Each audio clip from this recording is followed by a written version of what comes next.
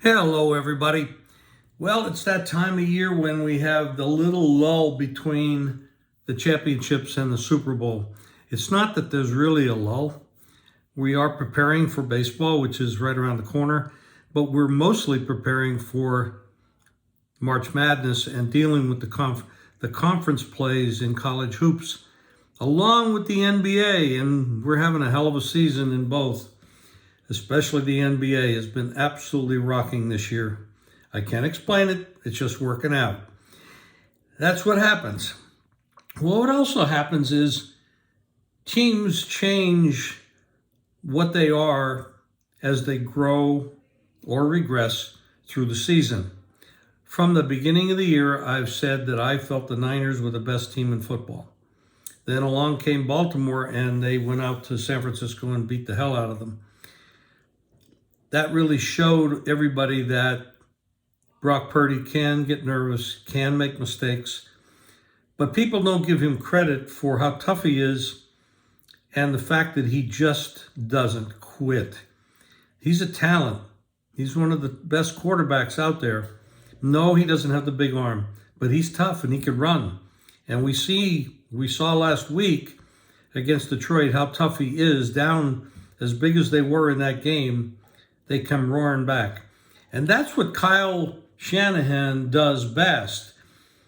He, if you don't allow him to get conservative, which he can get with a lead, and I'll refer you to being the offensive coordinator for Atlanta when they're up 28-3 against the Patriots, and him and Quinn didn't manage that second half very well. They lose the game.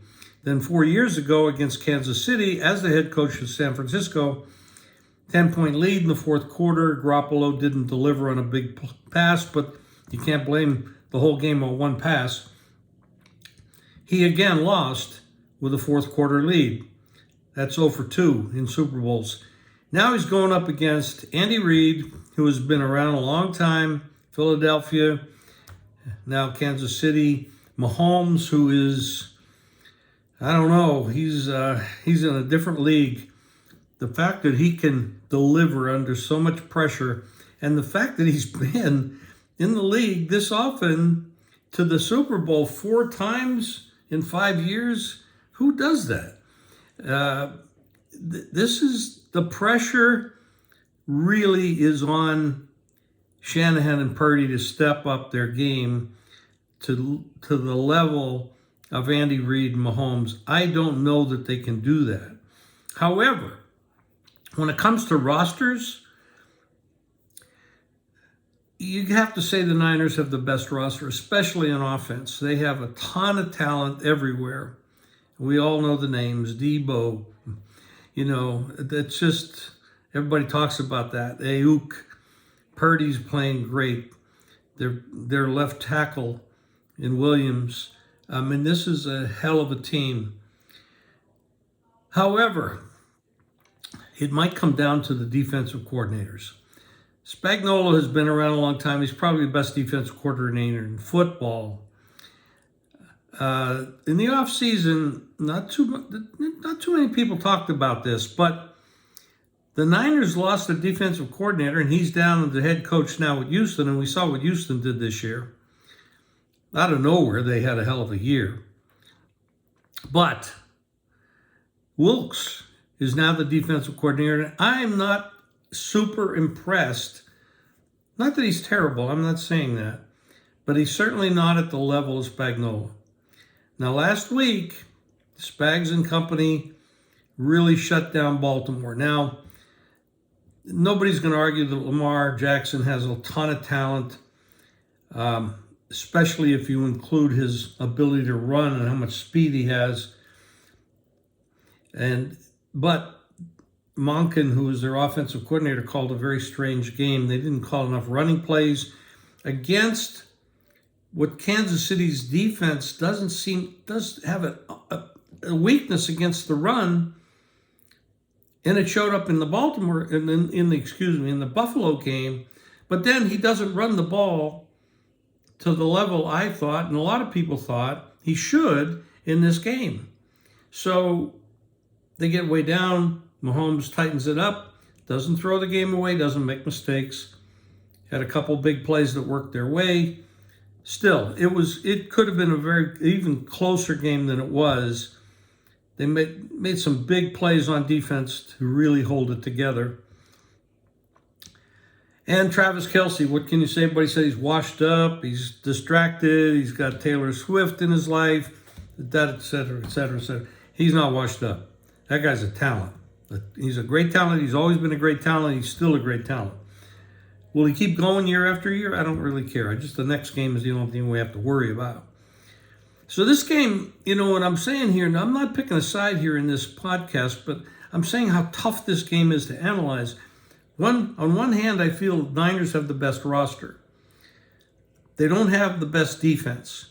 I think when you look at Spagnuolo and their defense, that is the superior unit of the two defenses. When you look at the quarterbacks, I have to give it to Mahomes because he's been here so much and what he can do. However, I can't knock Purdy. This kid can play. Mr. Irrelevant, all that other bullshit. The kid can play. Now, the fact that they didn't draft him high enough, that's not his fault. That's the fault of the people that are doing the drafting. Maybe he should have been drafted a lot higher. Obviously, that's the case because he has a lot of talent and he's producing. But it's only his second year. And when he had the big game last year against Philadelphia, he got hurt real early, so he never had a chance to prove himself. I personally think they'd have won that game if he'd have stayed healthy.